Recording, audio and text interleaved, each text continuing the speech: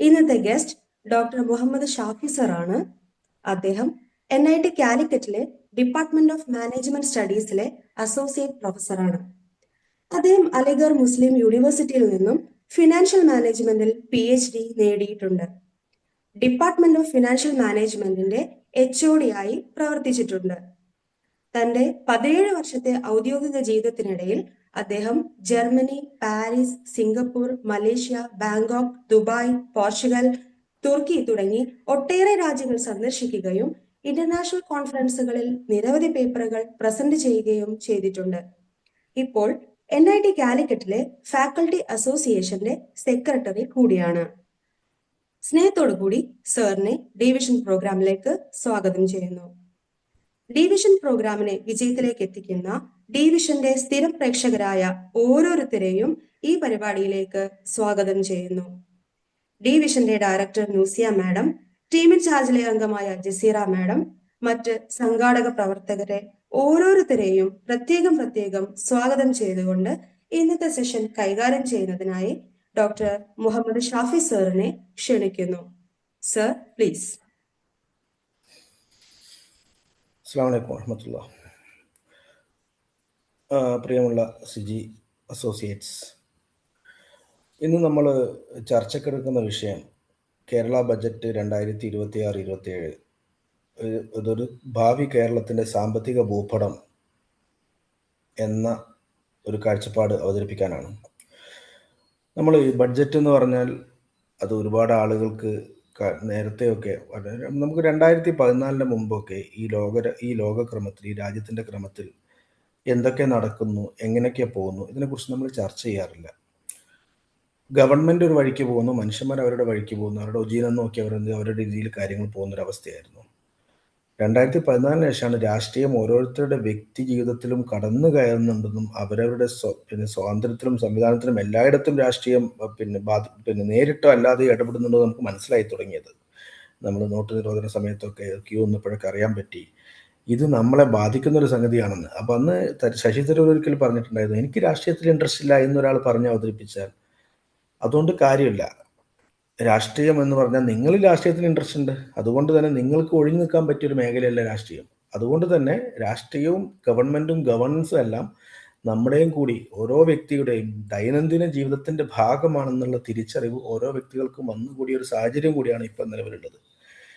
ആ ഘട്ടത്തിലാണ് കേരളം അനുഭവിക്കുന്ന പ്രശ്നങ്ങളെല്ലാം, അല്ലെങ്കിൽ ഇന്ത്യ അനുഭവിക്കുന്ന പ്രശ്നങ്ങളും കേരളം അനുഭവിക്കുന്ന പ്രശ്നങ്ങളുമെല്ലാം ഓരോ വ്യക്തിയുടെയും ദൈനംദിന ജീവിതത്തിലേക്ക് അല്ലെങ്കിൽ ദൈനംദിന സംഭാഷണ വിഷയത്തിലേക്ക് മാറുന്നു എന്ന യാഥാർത്ഥ്യം നമുക്ക് തിരിച്ചറിയാതിരിക്കാൻ പറ്റില്ല.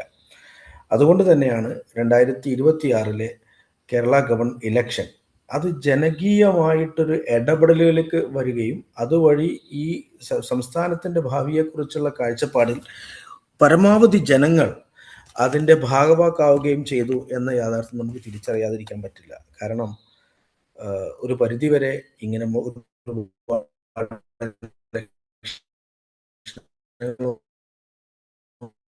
നടന്നിട്ടുണ്ട്. പക്ഷേ ഇതൊരു ജനകീയ ഇടപെടൽ കൂടി വന്നതോട് ശേഷം തീർച്ചയായിട്ടും അതിനുശേഷം നടന്ന ബജറ്റും അതിനുശേഷം നടന്ന ഡിസ്കഷനും അതിനുശേഷം നടക്കുന്ന ഓരോ സംഗതികളും നമുക്ക് യൂട്യൂബിലും ഫേസ്ബുക്കിലും കണ്ടുകൊണ്ടിരിക്കുന്ന സംഗതിയിൽ വളരെ വ്യക്തമാണ്. ജനകീയ ഇടപെടലും ജനകീയ കാഴ്ചപ്പാടും എല്ലാം കൃത്യമായി മുഖവിലക്കെടുക്കുന്ന ഒരു സംവിധാനവും കാഴ്ചപ്പാടും എല്ലാം ഉയർന്നു വരുന്നുള്ള യാഥാർത്ഥ്യമാണ് ഈ ബജറ്റിനെ വ്യത്യസ്തമാക്കുന്നത്. നമുക്ക് ഒരു ക്ഷേമരാഷ്ട്രം കെട്ടിപ്പടുക്കുക എന്നുള്ളതാണ് എല്ലാ ഗവൺമെൻറ്റുകളും എല്ലാ രാഷ്ട്രീയ പാർട്ടികളും എല്ലാ കാലത്തും ആദ്യമായിക്കൊണ്ട് അവരുടെ മുമ്പിൽ അവതരിപ്പിക്കുന്ന, ജനങ്ങൾക്ക് മുമ്പിൽ അവതരിപ്പിക്കുന്ന ഒരു കൺസെപ്റ്റ്. അപ്പം അതിനു വേണ്ടിയുള്ള ഒരു ശ്രമഫലമായിക്കൊണ്ടുള്ള പ്രഖ്യാപനങ്ങളായിരിക്കാം സ്വാഭാവികമായിട്ട് നമ്മുടെ നാട്ടിലുള്ളത്. അപ്പോൾ ഒരു ബജറ്റ് എന്ന് പറഞ്ഞാൽ ഒരു ക്ഷേമരാഷ്ട്ര പ്രഖ്യാപനത്തിൻ്റെ ഭാഗമായിക്കൊണ്ട് ഇങ്ങനെ പറഞ്ഞു നടക്കുന്ന കുറേ അതിലുപരിയായിക്കൊണ്ട് ഓരോ വർഷത്തെയും വാർഷിക ദൈനംദിന വരവ് ചെലവ് കണക്കുകളുടെ ഒരു മുഖമുദ്ര അല്ലെങ്കിൽ ഒരു കൃത്യമായ ഒരു ബ്ലൂ പ്രിൻ്റാണ് നമ്മുടെ മുമ്പിൽ അവതരിപ്പിക്കുക. പക്ഷേ 2026 ബജറ്റ് നമുക്ക് വ്യത്യസ്തമാകുന്നത് ഭാവി ഉപഭോഗ സമ്പദ് വ്യവസ്ഥയിൽ നിന്നും ഭാവി സമ്പദ് വ്യവസ്ഥയിലേക്കുള്ള ഒരു നീക്കമായിട്ടാണ് നമ്മൾ ഈ ബജറ്റിനെ നമ്മൾ വ്യത്യസ്തമായിട്ട് കാണുന്നത്. എന്തുകൊണ്ട് ഈ ബജറ്റ് വ്യത്യസ്തമാകുന്നു? ഈ ബജറ്റ് വ്യത്യസ്തമാകുന്നു എന്നുള്ളത് ഈ പ്രത്യേക സവിശേഷ ബജറ്റ് മാത്രമല്ല. കാരണം ഈ ബജറ്റ് വ്യത്യസ്തമാകുന്നത് ഒരു വ്യക്തി കൊണ്ടോ ഒരു വ്യക്തി കേന്ദ്രീകൃതമായിക്കൊണ്ടോ മാത്രമായിട്ട് നമുക്കതിനെ കാണാൻ പറ്റില്ല. ഈ ബജറ്റ് വ്യത്യസ്തമാകുന്നത് ഈ ബജറ്റ് കാലഘട്ടത്തിന്റെ ആവശ്യമായി വന്നു. അതിന് വേറെ ഏതെങ്കിലും രാഷ്ട്രീയ പാർട്ടി ആണെങ്കിലും ഇങ്ങനത്തെ ഒരു ബജറ്റ് അവതരിപ്പിക്കുമായിരിക്കാം എന്ന് തന്നെ നമുക്ക് മനസ്സിലാക്കാം. കാരണം നമ്മൾ വളരെ കൃത്യമായിട്ട് ഈ വിഷയത്തിൽ ആളുകൾ ഇടപെടുന്നു എന്ന യാഥാർത്ഥ്യം തിരിച്ചറിഞ്ഞുകൊണ്ടാണ് ഈ ബജറ്റിനെ നമ്മൾ മുന്നോട്ട് കാണേണ്ടത്. അതിനുപരി ഇതൊരു വെറും ഒരു വാർഷിക ധനകാര്യ രേഖ മാത്രമല്ല, അടുത്ത 20 വർഷത്തേക്കുള്ള ഒരു വികസന മാർഗരേഖ നിർദ്ദേശിക്കുന്നു എന്നതാണ് ഇതിനെ ഈ ബജറ്റിനെ വ്യത്യസ്തമാക്കുന്നത്. ഘടനാപരമായ വെല്ലുവിളികളെയും ഈ ബജറ്റ് കൃത്യമായി അഭിസംബോധനം ചെയ്യുന്നുണ്ട്. പുതിയ വളർച്ചാ മേഖല കണ്ടെത്തി ശക്തിപ്പെടുത്താനുള്ള പ്രപ്പോസലുകൾ വെക്കുന്നുണ്ട്. ക്ഷേമവും വികസനവും ഒരുമിച്ച് സമന്വയിപ്പിക്കുന്നു എന്ന യാഥാർത്ഥ്യം കുറേയൊക്കെ നമുക്ക് ഈ ബജറ്റ് നേരിട്ട് കാണാൻ പറ്റും. അതിലുപരി ഇതൊരു ഭാവി സമ്പദ് വ്യവസ്ഥയുടെ അടിത്തറ പാകുന്ന ഒരു ദർശന രേഖയായിട്ടാണ് എനിക്ക് ഇതിനെ മുന്നോട്ട് വെക്കാൻ താല്പര്യപ്പെടുന്നത്. കേരളം നേരിടുന്ന പ്രധാനപ്പെട്ട വെല്ലുവിളികൾ ഇതൊക്കെ എല്ലാവർക്കും അറിയാം, എല്ലാവരും എന്നും കേട്ടുകേൾവിയുള്ള കാര്യങ്ങളാണ്, നമ്മളെല്ലാം നിരന്തരം പറഞ്ഞുകൊണ്ടിരിക്കുകയാണ്. പക്ഷെ ഇതെല്ലാം നമ്മളെ ഗ്രസിക്കുന്ന തരത്തിലേക്ക് നമ്മുടെ ഓരോരുത്തരുടെയും വീടുകളിലേക്കും അടുക്കളിലേക്കും വന്നു ചേരുന്ന ഒരു സവിശേഷ സാഹചര്യം കൂടിയുണ്ട്. 2026 ഫെബ്രുവരി 28 ശേഷം നടന്ന ഒരു ഭീകരമായ ആക്രമണം, ആ ആക്രമണത്തിന് ശേഷം സംഭവിച്ചിട്ടുള്ള നവലോകക്രമം, അതുമായിട്ട് മുന്നോട്ട് പോകുന്ന സമിതികൾ എല്ലാവരും നേരിട്ട് അനുഭവിക്കുന്നു. അവരുടെ അടുക്കളയിലേക്ക് പോലും നേരിട്ട് ഇടപെടുന്ന, മറ്റെവിടെയോ നടക്കുന്ന ഒരു സംഗതി നമ്മളെ ബാധിക്കുന്നില്ല എന്ന് വിചാരിക്കുന്ന അവസ്ഥയിൽ നിന്നും എല്ലാം നമ്മളെ നേരിട്ടും അല്ലാതെയോ ബാധിക്കുന്നു എന്ന് നേരിട്ട് വിലയിരുത്തുന്ന അവസ്ഥയിലേക്ക് ഓരോ കുടുംബവും മാറിക്കൊണ്ടിരിക്കുന്ന ഒരു സാഹചര്യം നമുക്ക് ഇവിടെ കാണാൻ പറ്റി.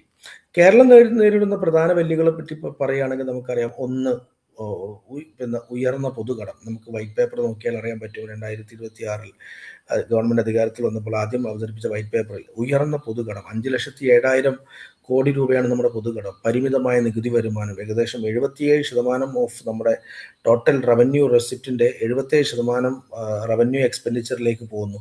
ബാക്കി ഡെവലപ്മെന്റോ ക്യാപിറ്റൽ എക്സ്പെൻഡിച്ചറോ അല്ലെങ്കിൽ വർദ്ധിച്ച മൂലധന ചെലവുകളിലേക്കോ ഒന്നും വകയിരുത്താൻ വേണ്ടി പ്രത്യേകിച്ച് ബാധ്യതകളോ നീക്കിയിരിപ്പോ ഇല്ലാത്തൊരവസ്ഥയാണ്. വർദ്ധിച്ച ക്ഷേമ ചെലവുകൾ, ഇപ്പൊ നമുക്കറിയാം എല്ലാ ഗവൺമെന്റുകളും ഗ്യാരണ്ടികളുടെ രീതിയിൽ, പലവിധ ഗ്യാരണ്ടികളുടെ രീതിയിലും ജനങ്ങളുടെ മുമ്പിൽ അവതരിപ്പിക്കുന്നു. ഇതിന്റെ ഈ വർദ്ധിച്ച ക്ഷേമ ചെലവുകൾ നടപ്പിലാക്കിയെടുക്കാനുള്ള സാമ്പത്തിക സാഹചര്യം നമുക്കില്ല.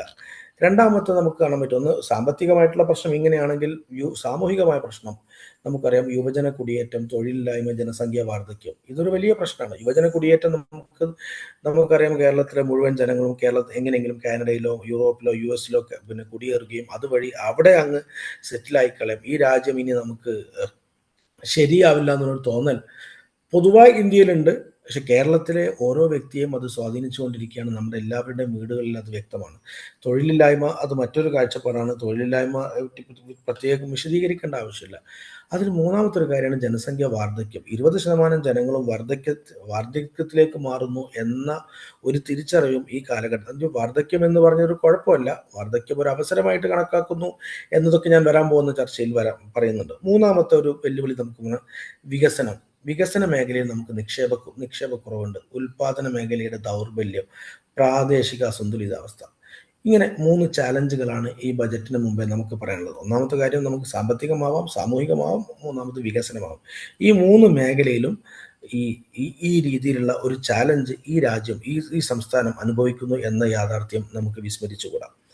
എന്നാൽ പുതിയ ബജറ്റ് ഒരു പുതിയ വികസന മാതൃകയാണ് നമ്മുടെ മുമ്പിൽ അവതരിപ്പിക്കുന്നത്. ഒന്നാമത് നമുക്കറിയാം, നമ്മുടെ രാജ്യത്തിന്റെ കേരളം എങ്ങനെ പോയാലും പ്രവാസ പണ ആശ്രയത്തെ അടിസ്ഥാനം വെക്കിയായിരുന്നു നമ്മളൊക്കെ ജീവിച്ചുകൊണ്ടിരുന്നത്. നമുക്ക് എന്ത് സംഭവിച്ചാലും നമ്മളെ നേരിട്ട് ബാധിക്കുന്നില്ല. പക്ഷെ ഫെബ്രുവരി 28 ശേഷം കാലങ്ങൾ മൊത്തം മാറി. നമ്മൾ നേരത്തെ അറിയാം പ്രവാസ പണം നമുക്കൊരു പ്രശ്നമാണ്, അത് കുറഞ്ഞു വരുന്നു എന്നൊക്കെ അറിയാം. പക്ഷെ നേരിട്ട് ഒരു പ്രത്യേക സവിശേഷ സാഹചര്യത്തിൽ ഇതെല്ലാം നിലച്ചു പോവാൻ സാധ്യതയുണ്ട് എന്നുള്ള തിരിച്ചറിവിലേക്ക് കേരളീയ സമൂഹം മാറിയിട്ടുണ്ട്. രണ്ടാമത്, നമ്മൾ നിലവിലുള്ള പുതിയ വികസന മാതൃകയിൽ നമ്മൾ പ്രവാസ പണ ആശ്രയത്തെ പറ്റി പറയുന്നു. അതോടൊപ്പം തന്നെ സേവന മേഖല കേന്ദ്രീകൃതമായിരുന്നു നമ്മുടെ അവസ്ഥ. മൂന്നാമത്തെ ഉപഭോഗാധിഷ്ഠിത ഒരു സമ്പദ് വ്യവസ്ഥയായിരുന്നു നമുക്കുണ്ടത്.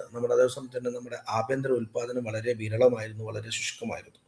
എന്നാൽ പുതിയ മാതൃകയിൽ നമുക്കൊരു നിക്ഷേപാധിഷ്ഠിത വളർച്ച നമുക്ക് പ്രപ്പോസ് ചെയ്യുന്നത് കാണാൻ പറ്റും. അതിലുപരി വൈജ്ഞാനാധിഷ്ഠിത സമ്പദ് വ്യവസ്ഥ, നോളജ് ഇക്കോണമി നേരത്തെ നമ്മൾ കേട്ടുകേൾവിയുള്ള വാക്കുകളാണ്.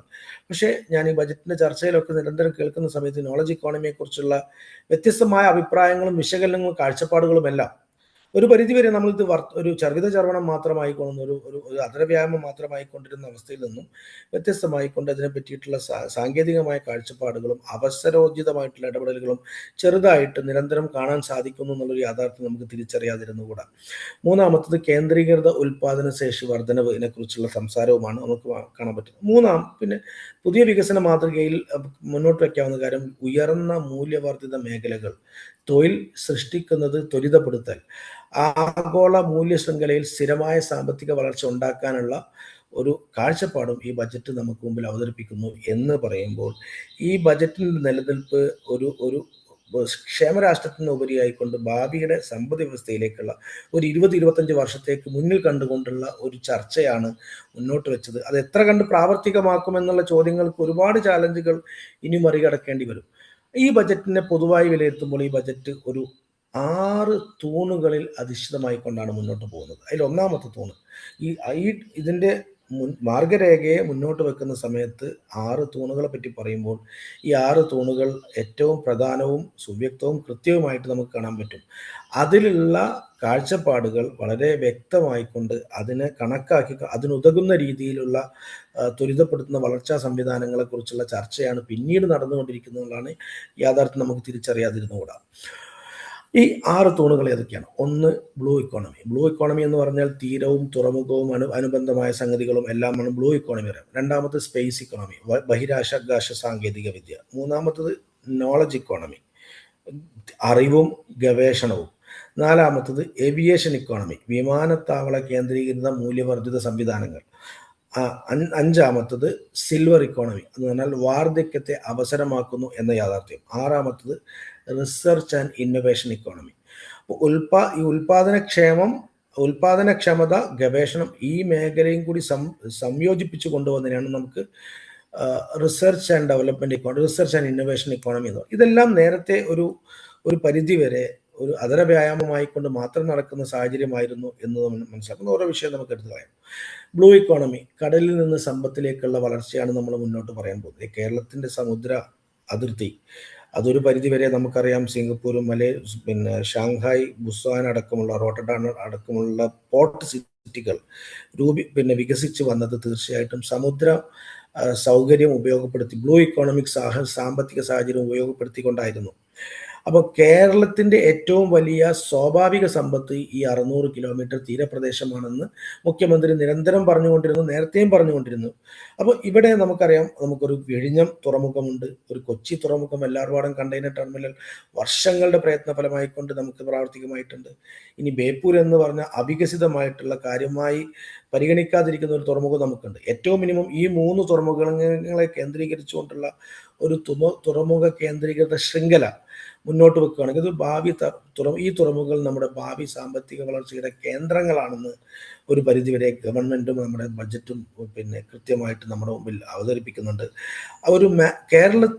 കേരളത്തിന് കടൽപാതകളോട് ചേർന്നുള്ള ഒരു മാരിടൈം എക്കണോമിയിൽ നിർണായക സ്ഥാനം ഉറപ്പിക്കാൻ കഴിയുമെന്നതാണ് നമുക്ക് മനസ്സിലാവുന്നത്. അതിൽ ഏറ്റവും പ്രധാനപ്പെട്ട കാര്യം, ഇപ്പോൾ ഉദാഹരണം ഏറ്റവും ചുരുങ്ങിയ കാലം കൊണ്ട് തന്നെ നമുക്കറിയാം, വിഴിഞ്ഞം ഏകദേശം 20 TE unit, 20 feet equivalent unit എന്ന് പറയാം, 20 ഫീറ്റ് ഇക്വലന്റ് TEU കണ്ടെയ്നറുകൾ, 20 ലക്ഷം കണ്ടെയ്നറുകൾ 1.5 വർഷം കൊണ്ട് തന്നെ കൈകാര്യം ചെയ്യാൻ സാധിച്ചു എന്ന യാഥാർത്ഥ്യം നമുക്ക് മറക്കാൻ പറ്റില്ല. അതോടൊപ്പം തന്നെ നമുക്കറിയാം, വല്ലാർപാടം ഒരു വർഷം 8 ലക്ഷം കണ്ടെയ്നറുകളാണ് കൈകാര്യം ചെയ്തത്. ഇതൊരു വലിയ മാറ്റമാണ്. കാരണം ഇത് ഒരു സിഗ്നലാണ്. അപ്പം ഇപ്പോൾ 2028 ഫെബ്രുവരി 28 ശേഷം, 26 ഫെബ്രുവരി 28 ശേഷം കേരളം ഈ അറബിക്കടലിലുണ്ടായ ഒരു സാമൂഹിക സാഹചര്യത്തിൽ കൂടുതൽ നമുക്ക് പലതും ചെയ്യാൻ പറ്റുമായിരുന്നു. കുറേയേറെ കപ്പലുകൾ നങ്കൂരമിടാനും ബങ്കറുകൾക്കും മറ്റും കേരളത്തെ ആശ്രയിക്കാൻ ആഗ്രഹിച്ചിരുന്നു. പക്ഷെ നമുക്ക് അനുയോജ്യമായ സാഹചര്യം ഇല്ലാത്തതുകൊണ്ട് നമുക്കത് മുതലാക്കാൻ പറ്റിയില്ല. ഒരു അവസരം മുതലാക്കുക എന്നല്ല, യുദ്ധം എന്ന് പറഞ്ഞത് എന്തായാലും സ്വാഭാവികമായും നമുക്കെല്ലാം ബുദ്ധിമുട്ടാണ്. പക്ഷെ നമുക്ക് നമ്മുടെ സൗകര്യങ്ങൾ വികസിതമായിരുന്നെങ്കിൽ തീർച്ചയായിട്ടും നമുക്ക് മെച്ചപ്പെട്ട ഒരു സാമ്പത്തിക സാഹചര്യം ഉണ്ടാക്കാൻ കഴിയുമായിരുന്നു. ആ സാധ്യത പൂർണ്ണമായും ഉപയോഗിക്കാൻ നമുക്ക് പറ്റിയില്ല, അല്ലെങ്കിൽ ഭാവിയിൽ അതൊരു പ്രതീക്ഷയാണെന്ന് വേണം മനസ്സിലാക്കാൻ. ബ്ലൂ ഇക്കോണമിയെ പറ്റി പറയുകയാണെങ്കിൽ തുറമുഖ വികസനം, ലോജിസ്റ്റിക്, ഷിപ്പിംഗ്, അതുപോലെ ഒരു ആഗോള ലോജിസ്റ്റിക് ഹബ്ബാക്കി മാറ്റുക എന്ന കാഴ്ചപ്പാടാണ് ബ്ലൂ ഇക്കോണമിയെ പറ്റി കേരളത്തിൻ്റെ പൊതുവായ കാഴ്ചപ്പാട്. പക്ഷെ ബ്ലൂ ഇക്കോണമി എന്ന് പറഞ്ഞാൽ സെൻട്രൽ ഗവൺമെൻറ് നരേന്ദ്രമോദി നിരന്തരം പറഞ്ഞു വെക്കുന്നത് കടലിലുള്ള സമ്പത്തിനെ ടാപ്പ് ചെയ്യുന്ന, അവിടുന്ന് ഊറ്റിയെടുക്കുന്ന ഒരു പ്രത്യേക സാഹചര്യത്തെയാണ് ബ്ലൂ ഇക്കോണമി എന്ന് പറയുന്നത്. നമ്മൾ കഴിഞ്ഞ ഒക്ടോബറിൽ നമ്മുടെ കേന്ദ്ര ഗവൺമെൻറ് അവതരിപ്പിച്ച പദ്ധതിയിൽ പ്രധാനമായും വിഭാവനം ചെയ്യുന്നത് അതല്ല നമ്മുടെ സാഹചര്യം. നമ്മുടെ സാഹചര്യം ഈ തീരദേശ കേന്ദ്രീകൃതമായിട്ടുള്ള സാമ്പത്തിക വികസന ഉത്തേജന സംവിധാനത്തെക്കുറിച്ചാണ് നമ്മൾ സംസാരിക്കുന്നത്. അതേ സമയത്ത് കപ്പൽ നിർമ്മാണം, മറൈൻ സർവീസ്, ഷിപ്പ് റിപ്പയർ, ഉയർന്ന മൂല്യമുള്ള തൊഴിലവസരങ്ങൾ സൃഷ്ടിക്കുന്ന വ്യവസായ സംവിധാനത്തെയാണ് ബ്ലൂ ഇക്കോണമിയെ പറ്റി നമുക്ക് പറയാൻ പറ്റുക. അതോടൊപ്പം തന്നെ നമുക്കറിയാം cruise tourism, marine cruise tourism അടക്കമുള്ള മത്സ്യബന്ധനം ഒരു സൈഡ്. അത് മത്സ്യബന്ധനത്തിനെ പറ്റി നമ്മൾ പ്രത്യേകം പറയേണ്ടതില്ല. സ്വാഭാവികമായിട്ടും കേരളത്തിൻ്റെ ഒരു സവിശേഷമായ അവസ്ഥയാണ് മത്സ്യബന്ധനം, അല്ലെങ്കിൽ സാഹചര്യമാണ് മത്സ്യബന്ധനം. അത് സ്വാഭാവികമായിട്ടും അതിൽ കുറച്ച് ബാധിക്കുമെങ്കിലും അതിനെ മെച്ചപ്പെട്ട രീതിയിലേക്ക് ഇതിൻ്റെ ഭാഗമായിക്കൊണ്ട് ഇൻ്റഗ്രേറ്റ് ചെയ്യുമ്പോൾ അതിന് വ്യവസ്ഥാപിതമായ സാഹചര്യത്തിൽ നിന്ന് വ്യത്യസ്തമായിക്കൊണ്ടുള്ള അവസരം ഉണ്ടാക്കാൻ പറ്റും. അതൊരു മാരിടൈം ക്യാപിറ്റൽ, കേരളത്തെ ഒരു മാരിടൈം ക്യാപിറ്റലാക്കി മാറ്റാനുള്ള സാഹചര്യം സൃഷ്ടിക്കപ്പെടും എന്നതാണ് ബ്ലൂ ഇക്കോണമിയെ പറ്റിയുള്ള പൊതുവായിട്ടുള്ള വിലയിരുത്തലും അത് സംബന്ധമായിട്ടുള്ള ചർച്ചയും മുന്നോട്ട് നയിക്കുന്നത്. ലോക വ്യാപാരത്തിൻ്റെ 80% നടക്കുന്നത് സമുദ്രത്തിലൂടെയാണെന്ന് വേണം മനസ്സിലാക്കാം. രണ്ടാമത്തെ പില്ലർ എന്ന് പറഞ്ഞാൽ സ്പേസ് ഇക്കോണമിയാണ്. സ്പേസ് ഇക്കോണമി ബഹിരാകാശത്ത് നിന്ന് തൊഴിലും സമ്പത്തും, ഉദാഹരണമായിട്ട് ഒരു സെൻട്രൽ വിഷയമായിട്ട് മാത്രം കണക്കാക്കിയിരുന്ന ബഹിരാകാശം, അതിനെ ISRO, VSSC, LPSC എന്നിവയുടെ അടിത്തറ ഉപയോഗിച്ചുകൊണ്ട് ഉപഗ്രഹ നിർമ്മാണ വ്യവസായം കെട്ടിപ്പടുക്കുക. ആഗോള ബഹിരാകാശ വ്യവസായം 40 ലക്ഷം കോടി വളരുന്നുണ്ട് എന്നുള്ളതാണ് യാഥാർത്ഥ്യം. അപ്പോൾ നമുക്ക് geo spatial data, AI analytics, ഉപഗ്രഹ ഡാറ്റ വിശകലനം, ഭൂസ്ഥാനിക സേവനങ്ങൾ എന്നുപോലെ എന്ന് പറഞ്ഞാൽ ജിയോ ടെക്നിക്കൽ സേവനങ്ങൾ, AI അധിഷ്ഠിത റിമോട്ട് സെൻസിങ് എന്ന് പറയാം, അതുപോലെ കൃഷി, ദുരന്ത നിവാരണം എന്നിത്യാദി മേഖലയിലേക്കും നഗരാസൂത്രണം എന്ന മേഖലയിലേക്കും നമുക്ക് സ്പേസ് ഇക്കോണമി ഉപയോഗിച്ചുകൊണ്ട് കേരളത്തിൻ്റെ സമൂലമായ മാറ്റത്തിന് സാധ്യതയുണ്ട് എന്നാണ് ഇപ്പോൾ ഈ ബജറ്റ് വിഭാവനം ചെയ്യുന്ന പ്രധാന പദ്ധതികൾ. സ്പേസ് സ്റ്റാർട്ടപ്പുകളും അതുപോലെ ബഹിരാകാശ സ്റ്റാർട്ടപ്പ് ഇക്കോസിസ്റ്റം അടക്കമുള്ള കുറേ സംഗതികളും ഇതിൻ്റെ കൂടെ പ്രതിപാദിക്കുന്നു എന്നതാണ് മറ്റൊരു കാര്യം. ഏറ്റവും പ്രധാനപ്പെട്ട മൂന്നാമത്തെ പില്ലറാണ് നമുക്ക് നോളജ് ഇക്കോണമി. അറിവാണ് പുതിയ മൂലധനം. നമ്മൾ കേട്ടുകേൾവിയുള്ള കാര്യം, അറിവാണ് മൂലധനം, എല്ലാവർക്കും അറിയാം. നമ്മൾ ഓരോരുത്തരും വ്യക്തികൾക്കത് വ്യക്തമാണ്. പക്ഷേ കേരളത്തിൻ്റെ അറിവാണ് മൂലധനം എന്ന കാഴ്ചപ്പാടിൻ്റെ അടിസ്ഥാനത്തിലുള്ള പ്രഖ്യാപനങ്ങളും അല്ലെങ്കിൽ വെറും വർത്തമാനങ്ങളും മാത്രം ഒതുങ്ങാതെ ഒരു നോളജ് വാലിയെ പോലെയുള്ള പദ്ധതികൾ ഒരു ആഗോള വിജ്ഞാന കേന്ദ്രത്തിലേക്കുള്ള ഒരു യാത്രയായിട്ട് വേണം കണക്കാക്കാൻ. നമുക്കറിയാം സർവകലാശാലകൾ അതിൻ്റെ വഴിക്ക് പോകുന്നു, ഗവേഷണങ്ങൾ അതിൻ്റെ വഴിക്ക് പോകുന്നു. ഈ PhDയും ഈ ഗവേഷണം ഒന്നും ജനങ്ങൾക്ക് ഉപകാരപ്രദമായ രീതിയിലേക്ക് പ്രത്യേകിച്ചൊന്നും സംഭവിക്കുന്നില്ല.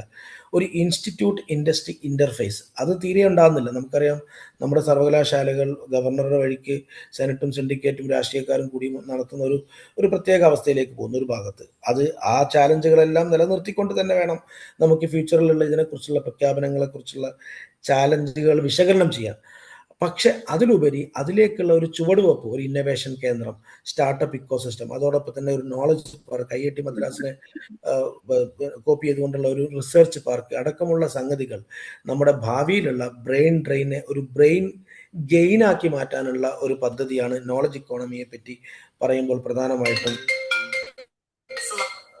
പ്രധാനമായിട്ടും മുന്നോട്ട് വെക്കുന്ന വ്യത്യസ്തമായ കാഴ്ചപ്പാടുകൾ. ഇനി നാലാമത്തതായിട്ട് വരുന്നത് ഏവിയേഷൻ ഇക്കോണമിയാണ്. വിമാനത്താവളങ്ങൾ വികസന കേന്ദ്രങ്ങളാക്കി മാറ്റാനുള്ള പദ്ധതിയാണ്. നമുക്കറിയാം, നമുക്ക് 4 വിമാനത്താവളങ്ങളുണ്ട്. തിരുവനന്തപുരം, കൊച്ചി, കോഴിക്കോട്, കണ്ണൂർ. ഇത് 4 ഇന്റർനാഷണൽ എയർപോർട്ടുകളാണ്. ഇതൊരു വലിയ അവസരമാണ് നമുക്ക്. ഒരു പരിധിവരെ ഇപ്പോൾ കോഹിനൂറിൽ നിന്നും കരിപ്പൂർ എയർപോർട്ടിലേക്ക് വരുന്ന എലിവേറ്റഡ് പാത, അതുപോലും കരിപ്പൂർ എയർപോർട്ടിനെ ഒരു ഈ ഹബിൻ്റെ ഭാഗമാക്കാൻ, ഒരു കോറിഡോറിൻ്റെ ഭാഗമാക്കി മാറ്റാനുള്ള പദ്ധതിയുടെ ഒരു തുടക്കം എന്ന രീതിയിൽ വേണം കാണാൻ. അതോടൊപ്പം തന്നെ മലബാറിൻ്റെ വികസന സാഹചര്യങ്ങളെ ത്വരിതപ്പെടുത്താനുള്ള അവസ്ഥയും സ്വാഭാവികമായും അതിൻ്റെ കൂടെയുണ്ട്. ഏവിയേഷൻ ഇക്കോണമിയെ പറ്റി പറയുകയാണെങ്കിൽ നമുക്കറിയാം, എയറോ സിറ്റി, എയറോ പാർക്ക്, വിമാനത്താവളങ്ങളെ കേന്ദ്രീകരിച്ച് ആധുനിക നഗര വ്യവസായ കേന്ദ്രങ്ങൾ വികസിക്കുക, നിക്ഷേപം ആകർഷിക്കാനുള്ള തൊഴിലവസരങ്ങൾ ഉണ്ടാക്കുക എന്ന രീതിയിലൊക്കെ എയർ കാർഗോ ലോജിസ്റ്റിക്സ്, അപ്പോൾ കേരളത്തിന് 4 അന്താരാഷ്ട്ര വിമാനത്താവളം ഉപയോഗിച്ചുകൊണ്ട് പ്രധാന എയർ കാർഗോ കേന്ദ്രമാക്കുക, ദ്രുതഗതിയിലുള്ള ചരക്ക് ഗതാഗതവും ലോജിസ്റ്റിക് ശൃംഖലയും ശക്തിപ്പെടുത്തുക, aircraft maintenance, convention centre, maintenance repair MRO, maintenance repair overhaul എന്ന് പറയും.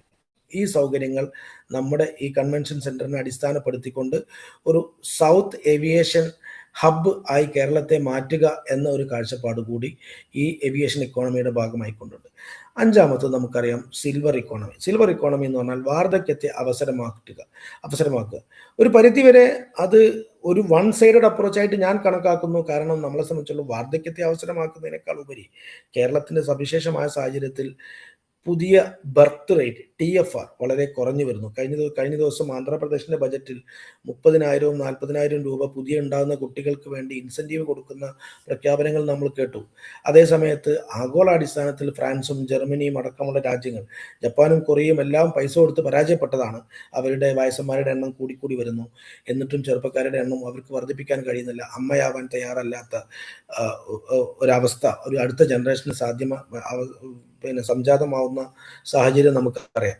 അതേസമയത്ത് കേരളം വയോജനങ്ങൾക്കായി പ്രത്യേക വകുപ്പ് സ്റ്റാർട്ട് ചെയ്യുന്നു. അതുകൂടാതെ home care service, care giver training അടക്കമുള്ള സിൽവർ ഇക്കോണമിയെ ത്വരിതപ്പെടുന്നു. അതുവഴി ഈ വാർദ്ധക്യം ഒരു അവസരമായി കണക്കാക്കിക്കൊണ്ടുള്ള ഒരു വലിയ ഒരു റിട്ടയർമെന്റ് കമ്മ്യൂണിറ്റിയെ ടാർഗറ്റ് ചെയ്തുകൊണ്ടുള്ള ഒരു സിൽവർ ഇക്കോണമിയെ ഒരു പുതിയ വളർച്ചാ മേഖലയാക്കിക്കൊണ്ട് കൊണ്ടുവരുന്നു എന്ന് പറയുമ്പോഴും notwithstanding the fact that ഞാൻ നേരത്തെ പറഞ്ഞ ആ ഒരു TFRനെ അഡ്രസ്സ് ചെയ്യുന്നില്ല എന്നുള്ള യാഥാർത്ഥ്യം നമുക്ക് തിരിച്ചറിയാതിരിക്കാൻ പറ്റില്ല. കാരണം കേരളത്തിൻ്റെ മുന്നോട്ടുള്ള ഗമനത്തിൽ നമുക്കറിയാം വാർദ്ധക്യവും പിന്നെ ടോട്ടൽ ഫെർട്ടിലിറ്റിയും തമ്മിലുള്ള അനുപാതം അത് 3.3 നിന്ന് വർദ്ധിപ്പിക്കേണ്ടതുണ്ട്. അത് ഇന്റർനാഷണൽ ആവറേജിനേക്കാൾ നമ്മൾ മേലെ ആയിരിക്കാം.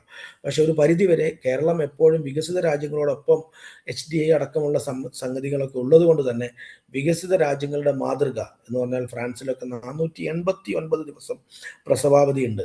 അതുപോലെ ഒരു കുട്ടികളെ വളർത്താനുള്ള അല്ലെങ്കിൽ കുട്ടികളെ കൂടുതൽ പ്രത്യുൽപാദന ശേഷി വർദ്ധിപ്പിക്കാനുള്ള ഒരു ഇക്കോസിസ്റ്റം ഡെവലപ്പ് ചെയ്യുന്നു എന്നുള്ളതാണ് അത്തരം രാജ്യങ്ങളുടെ മാതൃക. ആ മാതൃകയിലേക്ക് കേരളം മാറേണ്ടി വരും. ഒരു സിൽവർ ഇക്കോണമി പ്രഖ്യാപനത്തിലൂടെ മാത്രമായിക്കൊണ്ട് ഇതിനെ നമുക്ക് ഒതുക്കാൻ പറ്റില്ല എന്ന ഒരു അഭിപ്രായമാണ് എനിക്ക് പറയാനുള്ളത്. ആറാമത്തത് റിസർച്ച് ആൻഡ് ഇന്നൊവേഷൻ ഇക്കോണമി, ഗവേഷണത്തിൽ നിന്ന് സമ്പത്തിലേക്ക്. നമുക്കറിയാം നാട്ടിലെല്ലാവരും PhD-കാരും ഡോക്ടറേറ്റും അടക്കമുള്ള സംവിധാനങ്ങളൊക്കെ നടക്കുന്നത്. ഈ PhD കൊണ്ട് നമുക്ക് വല്ല ഉപകാരമുണ്ടോ? ജസ്പാൽ ഭട്ടിയുടെ പഴയകാല വീഡിയോ ഒക്കെ കാണുന്നവർക്കറിയാം ഈ PhD എന്താണെന്നും.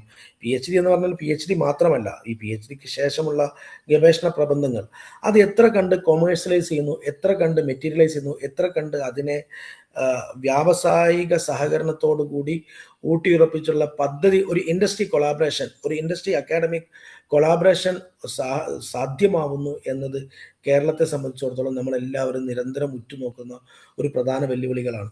പക്ഷേ റിസർച്ച് പാർക്ക്, ടെക്നോളജി ട്രാൻസ്ഫർ, ഗവേഷണ ഫലങ്ങൾ വ്യവസായത്തിലേക്ക് കൈമാറ്റം ചെയ്യുന്ന റിസർച്ച് പാർക്കുകൾ സ്ഥാപിക്കുക, സർവകലാശാലകളും വ്യവസായവും തമ്മിലുള്ള ബന്ധം ശക്തിപ്പെടുത്തിക്കൊണ്ട് അറിവിനെ ഉൽപ്പന്നമാക്കി മാറ്റുക എന്നൊരു ലക്ഷ്യമാണ് ഇന്നോവേഷൻ ഇക്കോണമിയുടെ പ്രധാന ലക്ഷ്യം.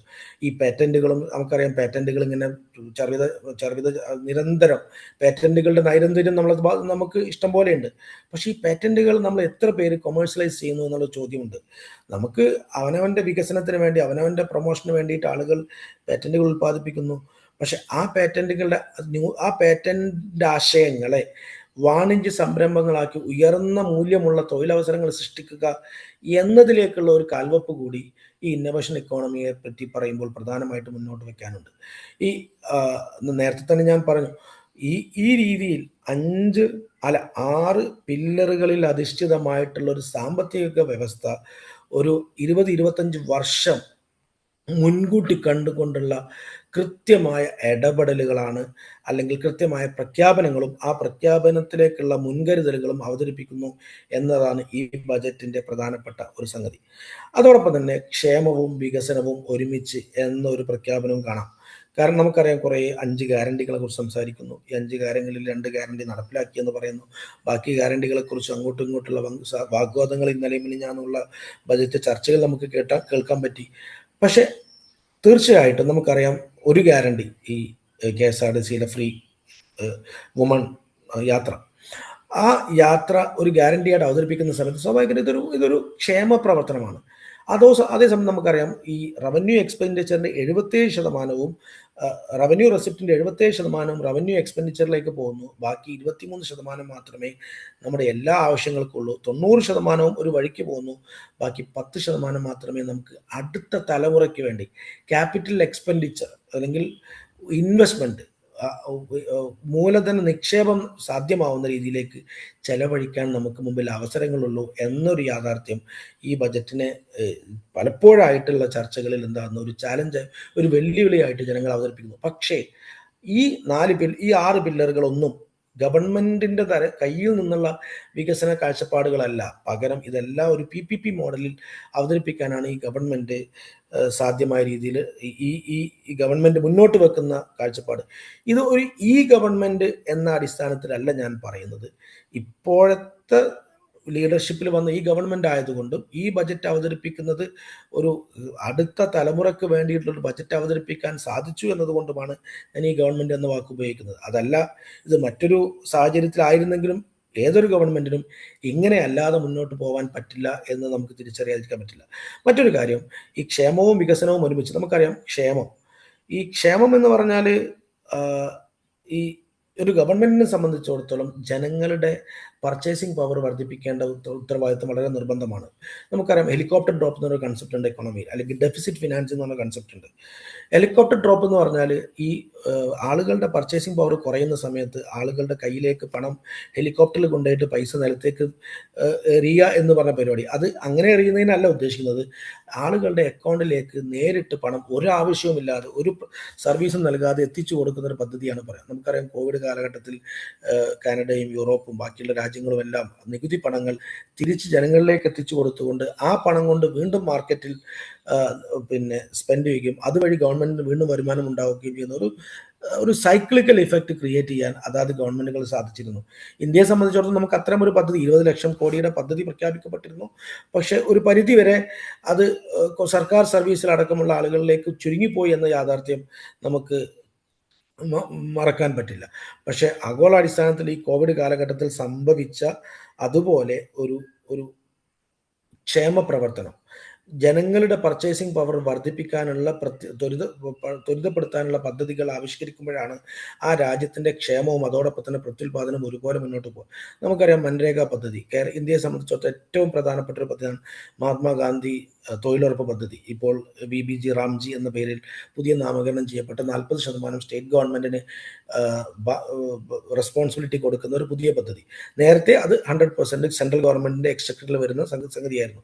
എന്ന് പറഞ്ഞാൽ 110 തൊഴിൽ ദിവസങ്ങൾ ഓരോ ആളുകൾക്കും നിർബന്ധമാക്കുക. അപ്പോൾ ആളുകൾക്ക് തോന്നും ഈ 110 തൊഴിൽ ദിവസങ്ങളിൽ അവർ നമ്മുടെ വീടുകളിലൊക്കെ വന്ന് പണിയെടുക്കുമ്പോൾ ഒരു പണിയെടുക്കാതെ കുറേ സ്ത്രീകൾ വെറുതെ ഇരിക്കുകയാണ്, അവർക്ക് എന്തിനാണ് ഈ പണം കൊടുക്കുന്നത്, അവരോട് എന്തെങ്കിലും ഒന്ന് ചെയ്യിച്ചൂടെ? സത്യം പറഞ്ഞാൽ ഈ പദ്ധതി ആളുകളുടെ കയ്യിലേക്ക് പണം എത്തിക്കാനുള്ള പദ്ധതി, അല്ലാതെ അവരെ കൊണ്ട് പണിയെടുപ്പിക്കാനുള്ള പദ്ധതിയല്ല. ചില ആളുകൾക്ക് അങ്ങനെ ഒരു തെറ്റിദ്ധാരണയുണ്ട്. സത്യം പറഞ്ഞാൽ അവർ എന്തെങ്കിലും ചെയ്യുന്നുണ്ടെങ്കിൽ സ്വാഭാവികമായിട്ട് ഗുണകരമാണ്.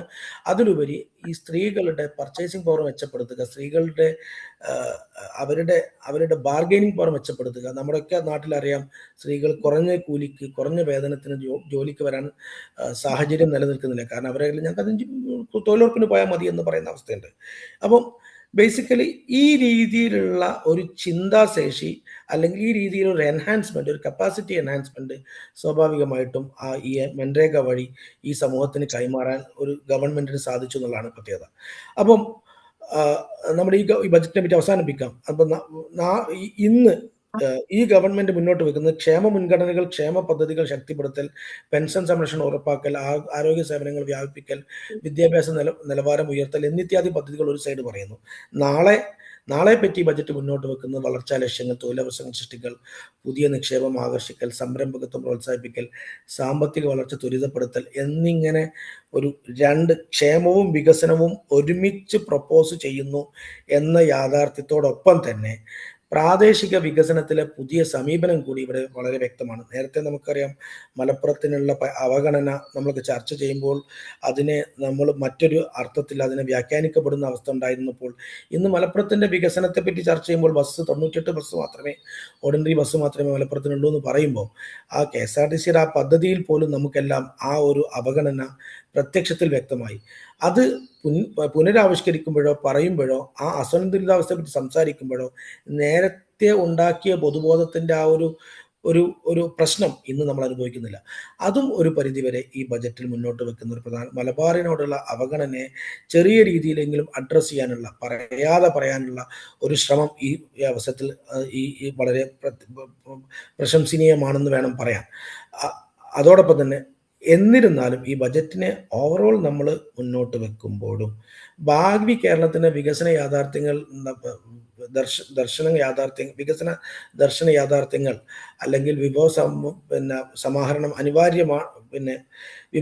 ഭാവി കേരളത്തിൻ്റെ വിഭവ സമാഹരണത്തെക്കുറിച്ച് ചർച്ച ചെയ്യുമ്പോഴും present, what is the present, ഇന്നത്തെക്കുറിച്ച് സംസാരിക്കുമ്പോൾ എങ്ങനെയാണ് നമ്മൾ നികുതി അടിത്തറ വിശാലമാക്കൽ, പുതിയ മേഖലയിൽ നിന്ന് വരുമാനം ഉണ്ടാക്കൽ എന്നതിനെക്കുറിച്ച് ഈ ബജറ്റ് കൃത്യമായി ഒരു മാർഗരേഖ മുന്നോട്ട് വെക്കുന്നില്ല. ലോങ് ടേം ആയിക്കൊണ്ടുള്ള, അല്ലെങ്കിൽ കേരളത്തെ 25 വർഷം കഴിഞ്ഞ് എങ്ങനെ കാണണം എന്നതിനെക്കുറിച്ച് കൃത്യമായി മുന്നോട്ട് വെക്കുമ്പോഴും ഒരു ഹ്രസ്വകാല കാഴ്ചപ്പാടിനെ ഈ ബജറ്റ് കൃത്യമായി വരച്ചു കാണിക്കുന്നില്ല എന്ന യാഥാർത്ഥ്യം നമുക്ക് തിരിച്ചറിയാതിരുന്നുകൂടാ. ഒരു പക്ഷേ അത് വരുംകാല ബജറ്റുകളിലും വരുംകാല പ്രഖ്യാപനങ്ങളിലെല്ലാം കൃത്യമായിട്ട് അത് വരിക തന്നെ ചെയ്യും എന്ന് വേണം മനസ്സിലാക്കാൻ. എനിക്ക് അവസാനിപ്പിക്കാനുള്ളത് കേരള ബജറ്റ് 2026-27 ഒരു സാധാരണ വാർഷിക ധനകാര്യ രേഖ മാത്രമല്ല, ഇത് ഭാവി കേരളത്തിൻ്റെ ഒരു സാമ്പത്തിക ഭൂപടമാണെന്നാണ്. പുതിയ സാമ്പത്തിക ദിശാസൂചിയായിക്കൊണ്ട് നമുക്ക് പറയാം blue economy, space economy, knowledge economy, aviation economy, silver economy and innovation economy. ഇങ്ങനെ ഈ 6 തൂണുകൾ കേരളത്തിൻ്റെ വളർച്ചയ്ക്ക് അടിത്തറ പാകുന്നു എന്ന ഒരു കൃത്യമായ ദർശനം മുന്നോട്ട് വെക്കുന്നു. അതിൽ നിന്ന് സമ്പത്ത് സൃഷ്ടിക്കുന്ന സംസ്ഥാനത്തിലേക്കുള്ള കേരളത്തിൻ്റെ യാത്രയാണ് 2026 ബജറ്റ് എന്ന് ഉപസംഹരിച്ചുകൊണ്ട്, എന്നൊരു അവസാന സ്റ്റേറ്റ്മെന്റോടെ ഉപസംഹരിച്ചുകൊണ്ട് എൻ്റെ വാക്കുകൾ തൽക്കാലം നിർത്തുന്നു. അസ്സലാമു അലൈക്കും. Thank you chef sir. കുറഞ്ഞ സമയം കൊണ്ട് നമ്മുടെ മനസ്സുകളിലേക്ക് ബജറ്റിന്റെ ആശയവും ആശങ്കയും പങ്കുവച്ചിരിക്കുകയാണ് ഷാഫി സർ. രാഷ്ട്രീയം ദൈനംദിന ജീവിതത്തിന്റെ ഭാഗമാണെന്നും സാഹചര്യങ്ങളും അവസരങ്ങളും തീരദേശങ്ങളിലെ അനന്ത സാധ്യതകളും അദ്ദേഹം വാചാലനാകുമ്പോൾ ആകാശവും അതുപോലെ തന്നെ വാർദ്ധക്യവും കടന്നു വന്നപ്പോൾ 6 തൂണുകൾ കൊണ്ട് വാർത്തെടുക്കാവുന്ന നവകേരളമാണ് അദ്ദേഹം നമുക്ക് മുന്നിൽ അവതരിപ്പിച്ചിട്ടുള്ളത്. പുതിയുഗ കേരളം ലക്ഷ്യമിട്ടുള്ള സമഗ്ര വളർച്ചയും സുസ്ഥിര വികസനവും മുൻനിർത്തിയുള്ള പദ്ധതികളായിരുന്നു ബജറ്റിലുണ്ടായിരുന്നത് എന്നതിലുപരി നാം ഓരോരുത്തരും അതിൻ്റെ ഭാഗമായിരിക്കേണ്ട ആവശ്യകതയും സർ നമ്മെ ഓർമ്മപ്പെടുത്തുന്നു. നമുക്ക് ഓരോരുത്തർക്കും നല്ല നാളേക്ക് വേണ്ടി ഒരുമിച്ച് കൈകോർക്കാം.